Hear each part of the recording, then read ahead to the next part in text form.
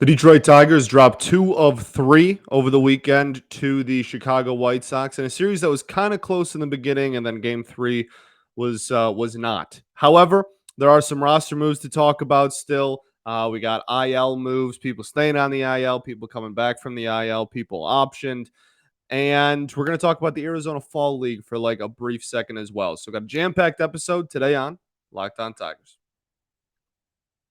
You are Locked On Tigers, your daily Detroit Tigers podcast. Part of the Locked On Podcast Network, your team every day.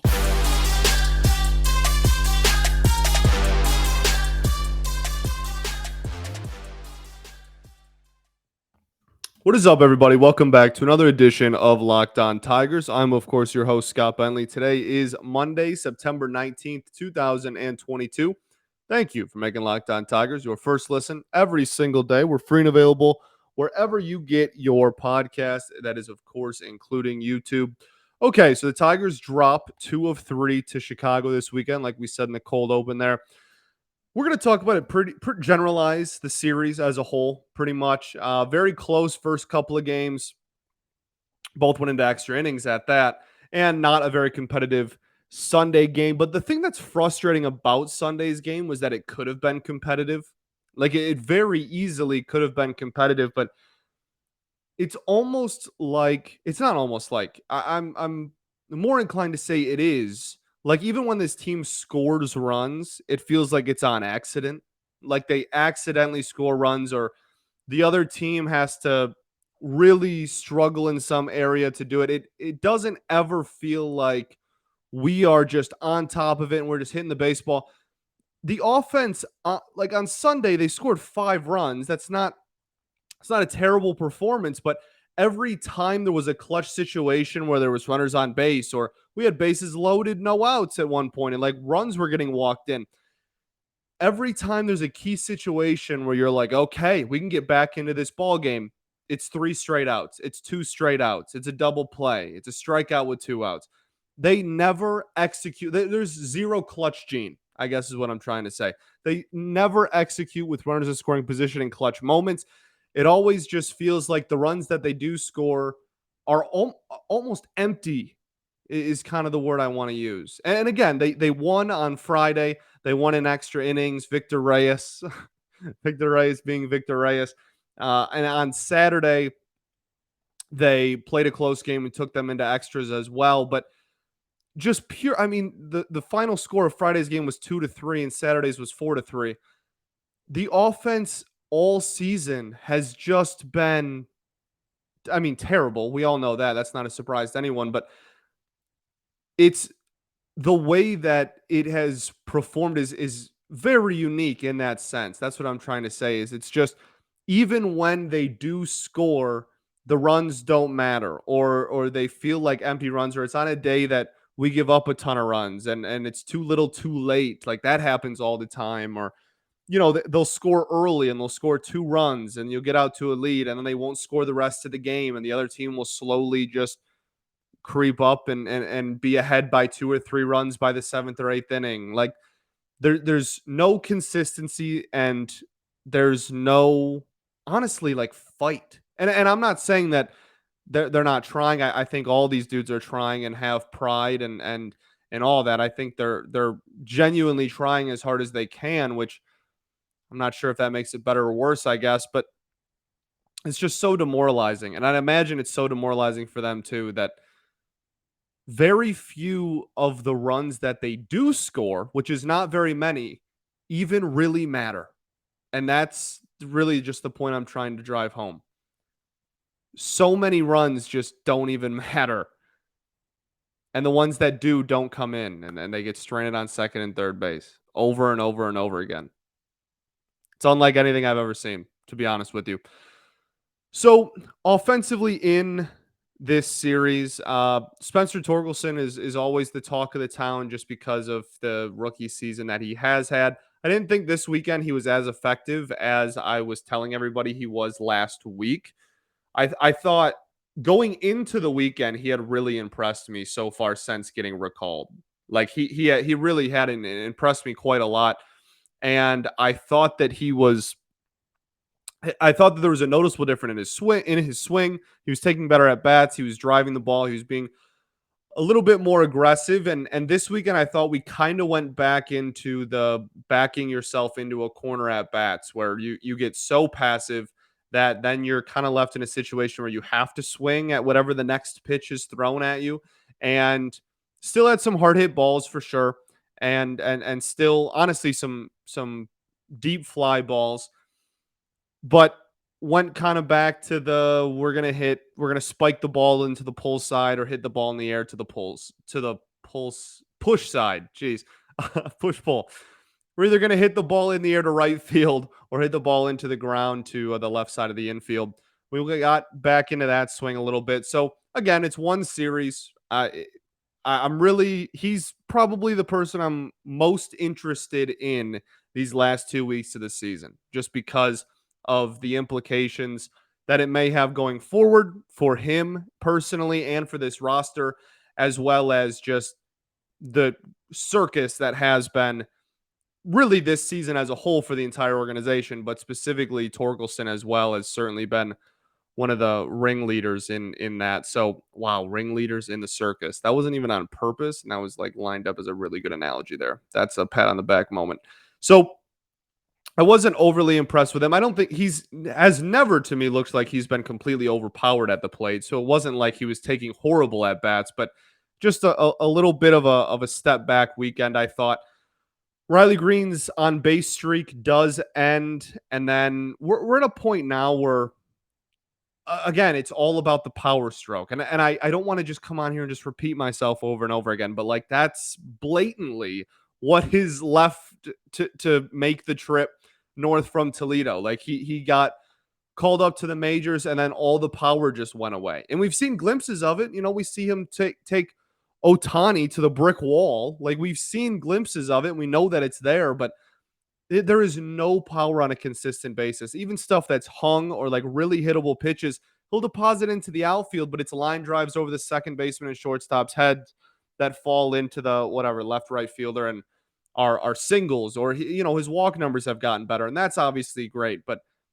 the power is very much, the slugging percentage is not even close. Just blatantly the last thing that, well, there's a lot of steps he still needs to take. But the next thing, I guess, that we really need to see here at the major league level, besides that, like Jonathan Scope homered, cool. I'm not sure that kind of a too little too late scenario there. I'm not really sure that's going to change too many people's opinions on him going into the offseason. Akil Badu had a nice game this weekend.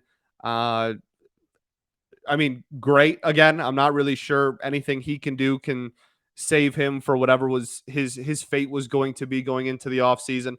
Ryan Kreidler, I guess for just a little bit, he has looked phenomenal defensively. I've been unbelievably impressed with everything Kreidler has done in the field. They've thrown him at shortstop. He's looked good. They've thrown him at third. He looks good. They've thrown him at second. He's looked great. He has looked like a plus defender everywhere they have put him. The at-bats just, I guess the best way to put it is there's just no confidence in the at-bats from a viewer, or it appears from him. He just goes up there, and again, it's not like, I've said this a couple of times when describing his at-bats, it's not like he's getting overpowered, and there are some gritty at-bats where, he's making a pitcher throw 4 or 5 pitches, which is nice. It's not just good morning, good afternoon, good night, but there's very little damage being done, and he appears to be having a hard time getting acclimated to hitting the ball just solid. Like, I'm not even asking for like 110 exit velos. I'm not asking for crazy hard line drives, but just anything that's not a ground out to an infielder or a seeing eye single or a soft line drive that lands in shallow outfield. Like I just want some type of solid contact from him, and that's very clearly what he's got left. The only other thing we really need to discuss from the weekend is Javy Baez had a really solid weekend. He plays against the White Sox pretty well. To be honest with you, and we'll talk about this when we do off-season recap stuff for all these players, Javy Baez has been really solid like since the All-Star break. He's been pretty good offensively since the All-Star break. His slash line since then is pretty solid. And in the last like 4 weeks, he's been really solid. And it's frustrating because that doesn't really justify much. I mean, it's a good sign. It means that next season, if he doesn't start off, the first 2 months of the season with an OPS in the 500s, that maybe he can have a good full Javi season again. But the weird thing about Javi is, and again, I don't want to spoil too much for the in-depth thing we do, but the K rate is ish about the same, and the walk rate is ish about the same, but there's no power. No power. And you can't blame Comerica. That's not no. No, it's that's not entirely it at all. That doesn't cause a dude who has had seasons where he's had slugging percentage in the 500s show up with a 388 slugging percentage with 2 weeks left in the season. That's not how that works. So that is the biggest thing for next season. And even with all of that being said, even if he shows up and the offense is solid and whatnot, that doesn't justify leading the league in errors by a significant amount. And that doesn't justify the to be quite honest, some bonehead decisions that have been made by him. I mean, in the base pass this weekend, he had one. There's some defensively that he makes. There's a lot on the base pass that he makes. It doesn't justify the all-around product, even if you do just look at the slash line over the last 4 weeks. But it's at least something we can look at going forward, since he's going to be on this team, presumably for the foreseeable future, and go, okay, maybe the offense is salvageable. Maybe it was just like everybody else on the team, like the worst first half in the history of modern baseball. And maybe next year we can kind of salvage that a little bit. So we'll see. We'll see. But that's really all I got offensively for the weekend. We don't need to go game by game at this point for weekend updates. We're at a point in the season now. Like, this is a 90 loss team that needs to go 500. I think Jason Beck was the one that tweeted that we need to go 500 the rest of the way in order to. We have 16 games left. We need to go 8-8 the rest of the way to avoid 100 losses. Can we do that? That's a pretty tall ask. It's a tall order for this team. I believe we have the either tied for third or outright the fourth worst record in Major League Baseball. We're going to talk about a little bit at the end too, what kind of implications that holds with the new lottery system and all that. So we'll get to all that. But first, I got to tell you all about our friends over at BetOnline. BetOnline.net is your number one source for all your pro and college football betting needs and sports info this season. Find all of the latest football league developments, game matchups, news, and podcasts, including this year's opening week's games. BetOnline is also your continued source for all your sporting wagering information, including live betting, esports, and scores. It's the fastest and easiest way to check in on all your favorite sports and events, including MLB, MMA, boxing, and even golf. So head to the website today or use your mobile device to learn about the trends and action. BetOnline, where the game starts.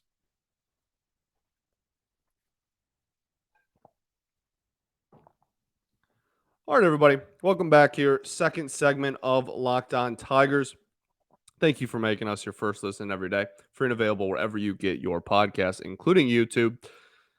Let's get to the pitching side of things, because I think that this was the pitching was solid, especially, the first two games. The pitching was very solid. And there's quite a few storylines that I think came out of this weekend. First off, Matt Manning. Matt Manning on Friday, 7 innings, 3 hits, no runs, no walks, 5 strikeouts. It cannot be expressed.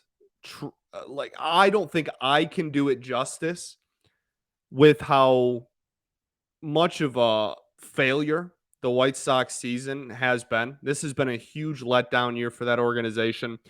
And look, it's been a massive letdown for the Detroit Tigers. I'm not trying to compare or say anything along those lines, but objectively, this has been a huge letdown of a season for that organization. And they have a lot of their own stuff going on, and their offense has really struggled too at times this season. So Matt Manning going out and doing because his last few starts haven't been very good. We saw when he first came off the IL, really solid. Then there was a stretch there where his last 3 or 4 starts haven't been very good. And now one of the better starts of his young career, to be honest with you, on Friday. Uh, yeah, 7 shutout innings, 5 Ks, like I said. CSW percentage was 25%. He only had 9 whiffs on the game, but he went back to, and this is something we talked about with his start before Friday as well, where he kind of went back to the drawing board as far as pitch mix and just went back to the tried and true might be a stretch, but the really simplistic type of pitch mix that he had when he first got called up, right? You remember Matt Manning last season, 2021 Matt Manning, where it was like 60 or even 70% four seam fastball, and then the occasional slider was thrown in, and that was really it. That's pretty much what this outing was. And it worked because the White Sox, again, have had a lot of struggles offensively as well.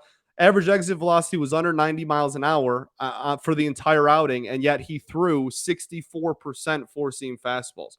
So, really effective. And the biggest thing with this was the reason that I think he kind of just went, okay, this is what the game plan is tonight, is because the fastball command was exquisite. It was phenomenal. It was easily the best trait, I guess. It was the biggest standout in his performance was his four seam fastball command was incredible, really painting all over. And it didn't matter if it was glove side or arm side. It didn't matter if it was righty lefty. It was a really, really effective outing when it came to command. And he didn't ever leave anything too hard that caught too much of the plate. There were a couple of balls that got hit pretty hard, but besides that, it was a really effective outing when it came to the fastball and its command. Now the velocity ranged from 90 to 97. So I think the next stage in Matt Manning's development for me personally would be, please, for the love of everything, get some consistency on your four seam fastball, because we've seen it touch 98, 99, but we've also seen it top out at 89.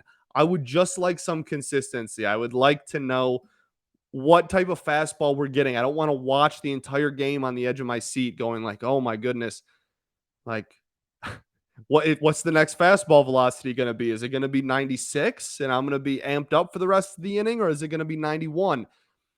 And everything in between. I think that that's the next step in his development, is just getting some consistency with that pitch.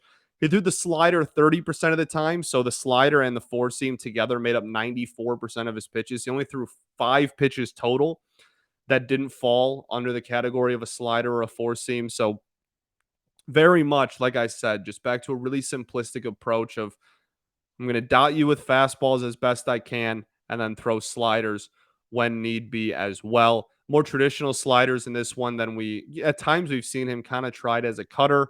We talked about that on the show when he was doing it. So kind of a solid performance, very solid performance, wildly effective. And I was very impressed. Very, very impressed with him, as everyone should have been. Bullpen wise, this series, the only other thing I want to save Erod for last. We're going to do bullpen now. Not a great outing. Foley kind of struggled this weekend. I didn't think his command was very good. And when he wasn't throwing the sinker, it was really not good. Slider, especially, really ineffective this weekend. Joe Jimenez, not a great weekend either. Kind of lost his command on Friday. Gregory Soto gets another loss. He's, I think, a loss away from a double-digit loss season as a closer, which is not great. And I mean, we don't need to go down the rabbit hole of Gregory Soto again. We have 2 weeks left of games and then off-season reviews stuff, or season review stuff in the off-season. So we'll have plenty of time to discuss that whole thing. The only person I want to highlight before we move on to Erod is Alex Lang. This was a big boy weekend for Alex Lang. I thought he looked really, really good. Stranding runners on second multiple times, twice in 2 games. And he struck out the side on Friday and then stranded the runner on second, and also had a strikeout on Saturday. He looked incredible, and the command was good enough. I'm not going to say it was pinpoint, but the thing is, his stuff is so nasty, it doesn't need to be pinpoint. He doesn't need to be Greg Maddux. I've said that before. He doesn't need to dot everything and get on the black all the time. He just needs the ball to be in the general vicinity of where he wants it to go. And it's going to be a crazy effective pitch because of how much his stuff dances. He's got some of the best stuff I've ever seen out of a Tigers reliever in my entire life. And some of the best stuff in baseball. His whiff percentages, especially on his curveball, some of the highest in the entire sport. He's unbelievable. So these were two really important outings. His ERA is back under 4 now. I think those were two really important back-to-back outings to gain some confidence, really big situations coming through clutch. And I hope that he can just be dominant the rest of the season and we can kind of go into the offseason with no questions about it. He's here. The command is still a work in progress, but he's taking steps in the right direction. And there's not this kind of question mark looming over him of, oh, like entire first half good, entire second half bad. I just want him to end on a really high note. And I think that this weekend was really important for him. So Erod, we'll end on for the pitching side of things on Erod, and then we'll be done talking about the games for the weekend, honestly, and we'll kind of get to news and notes from around the organization. But Erod pitches on Saturday. He goes 6 1/3, 2 hits, 2 earned runs, 2 walks, and 7 strikeouts. I thought Erod was fantastic. I thought that as far as executing his pitches, this was some of the most effective he has been in a Tigers uniform so far, which is not as many games as it should be in September, but that's a different conversation. We're not going to go back down that rabbit hole either. But I thought the pitch mix and how effectively he mixed everything in was so great. And this is I really liked the Erod signing. I still do. I still think that he can be a really solid pitcher. He is so good at missing barrels. Like when he is on, he is elite at it. And this was not even, I thought this was really good. This is not even like the heights that he can reach with that ability. And the reason is he has a ton of pitches. None of them move a foot like Alex Lang, right? None of his pitches move so much that you're going to be swinging through it consistently. But 11 whiffs in 6 1/3 is not bad for starters. That's a decent outing. But a 31% CSW percentage is really good. That's, just under a third of his pitches, either a called strike or a swinging strike. 16 called strikes, 9 on the sinker. That's what makes him so effective is it's all tunneled. Everything's tunneled, and it's sinker, it's changeup, it's cutter, and it's four-seam fastball. All of them move a little bit, but all in different directions. Like if you were to draw like a clock, right? Four-seam down the middle, sinker is at, well, it's going to be reversed for me. I'm not going to go down that whole thing, but all of them move in vastly different directions, right? And it causes him to, when he is on, he can be so effective and he can just be a ground ball, like a routine ground ball machine. And I thought that he really showed some glimpses of that kind of heights that he can reach. And again, this wasn't the greatest outing in the world. He left a couple of sinkers up that caught way too much of the zone and hung a changeup as well. But as a whole, I what a weird year for him. Like I'm really not gonna get caught up and like let's just end on a high note and you can go deal with whatever you got to deal with in the offseason. Get on a throwing program, come back and have a full, good, healthy season. Let's just focus on that for Erod. But it starts with ending on a high note here, and I thought that this was a really, really good start. And I continue to be excited. Call me a homer, call me whatever you want. I am going to hold on to and very close to my chest my excitement of what Erod could be next season. And I'm not trying to say that he's an ace on a World Series team. He never was that. Look at the contract. That's not ace on a World Series team money. If you thought that, that's kind of on you. My thing is he can be a really, really solid pitcher in this rotation. And I'm still you got to give me something. You got to give me something. I liked the Erod signing when it happened, and I'm going to continue liking it. I think that's it for the pitching. Which means that's it for the weekend. So we're going to go into some news and notes from just around the organization that happened over the weekend. It was actually kind of a noteworthy weekend off the field as well. So we're going to highlight some of those. And yeah, we'll do that right after this.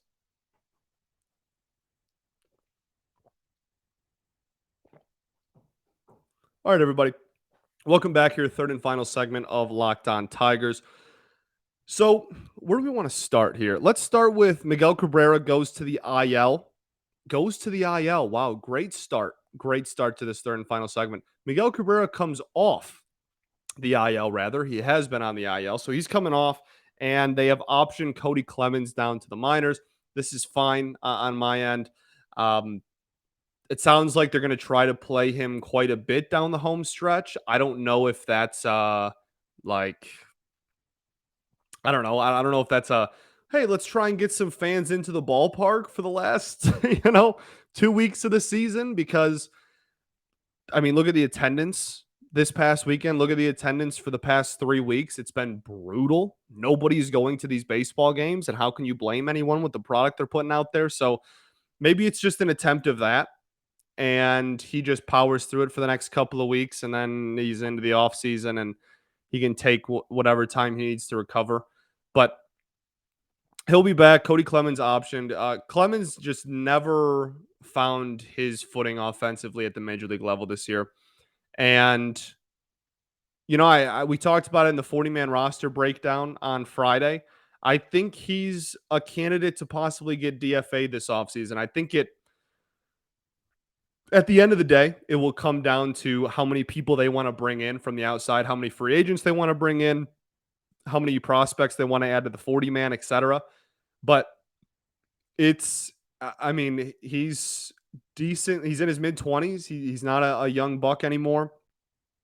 And really, really just never even showed really any flashes. Never really even went on like a 2 week stretch where you were like, hey, I'm kind of like what I'm seeing here. Just kind of really struggled the entire season at the major league level at the plate. So, and isn't super effective with the glove anywhere again at the major league level. Solid versatility, which is great and useful.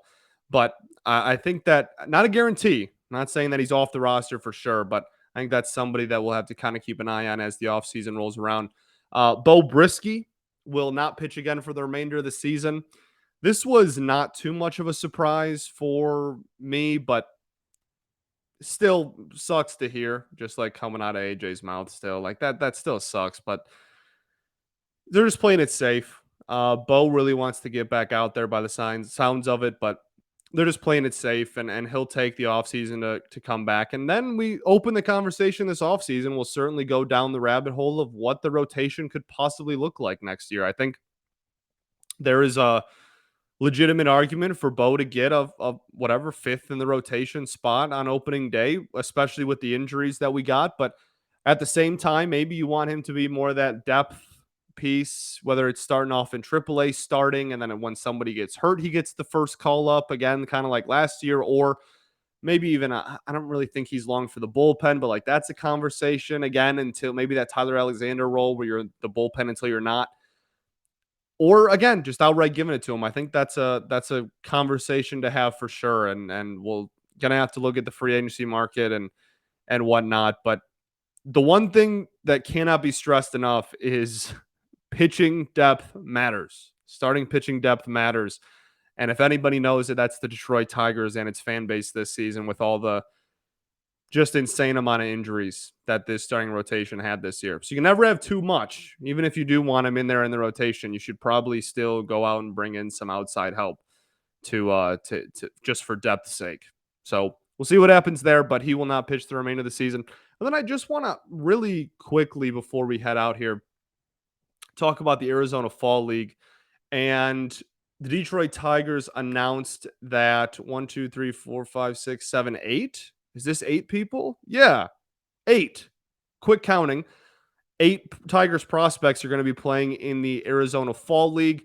Jack Anderson, Tyler Madison, Andrew Magno, Joey Wentz, Dylan Dingler, Colt Keith, Gage Workman, Parker Meadows. It's a pretty solid 8 there. Jack Anderson was someone that turned heads this season and had showed some signs of life down there in Lakeland. Tyler Madison is someone that I really liked in the draft, and is actually a friend of the show. Tyler Madison we've had on before last season, I believe. And so, yeah, like super cool. He's there. Joey Wentz, obviously, we're all familiar with him. Really cool to see him getting some playing time down there. Dylan Dingler, we all know, has slipped in prospect rankings, so good to see him getting some more at bats in the fall league. Gage Workman, somebody who a lot of people were pretty excited about in the draft and has looked really solid defensively at third and short, but offensively, he went on a hot streak a little bit in the second half of this year, but as a whole for this season, really inconsistent and kind of struggled at times offensively. Parker Meadows, one of the biggest stories in the entire organization. We talked about him on Friday's show as well. And just the kind of, I don't want to say rebirth because he's still so young and it was just progression, but easily one of the breakout seasons of this entire organization at any level. Him and Kerry Carpenter right up there neck and neck. And then Colt Keith, someone who a lot of people are really excited about. I think he's one of the best prospects in this entire organization. And he got bit by the injury bug a little bit this season, but was raking before that. So cool to see him get some more at bats there as well. So that'll be something cool that we will certainly cover on the show as the Arizona Fall League takes place. And cool to see some dudes that are continuing to trying to impress. Right, again, some of those dudes we talked about on Friday are trying to earn 40-man roster spots. So I like it a lot, and I think that's all I got. Thanks for making Locked On Tigers your first listen every single day. We're free and available wherever you get your podcasts, including YouTube. Now make your second listen to Locked On MLB podcast. MLB expert Paul Francis Sullivan brings humor, passion, and his unique perspective on every team and the biggest stories from around the league. Follow the number one daily league-wide podcast, Locked On MLB, on the Odyssey app, YouTube, or wherever you get your podcasts, just like us. And yeah, I really do think that's it. Big Lions win, big U of M win. Well, not big. Big in the sense of the score was big. UConn is not good. And tough weekend for the Sparty faithful out there, but Big Ten play starting up here. So I think your goals are still intact. Yeah, solid. We got Red Wings season right around the corner. Locked On Red Wings. We're doing fun stuff over there. That also means that basketball season is right around the corner. Pistons really, really pumped for the Stones this year. And the Lions are winning football games. That first half was probably the most dominant first half of Lions football, maybe in my lifetime, like for real. I'm in my mid-20s. That might be the most dominant Lions half of football I've ever seen. Second half, not so much, but held on for a win. That's all that matters. Best offense in the NFL? You tell me. Peace and love. Going to therapy's dope, and I'll catch you all tomorrow, baby. Go Tigers.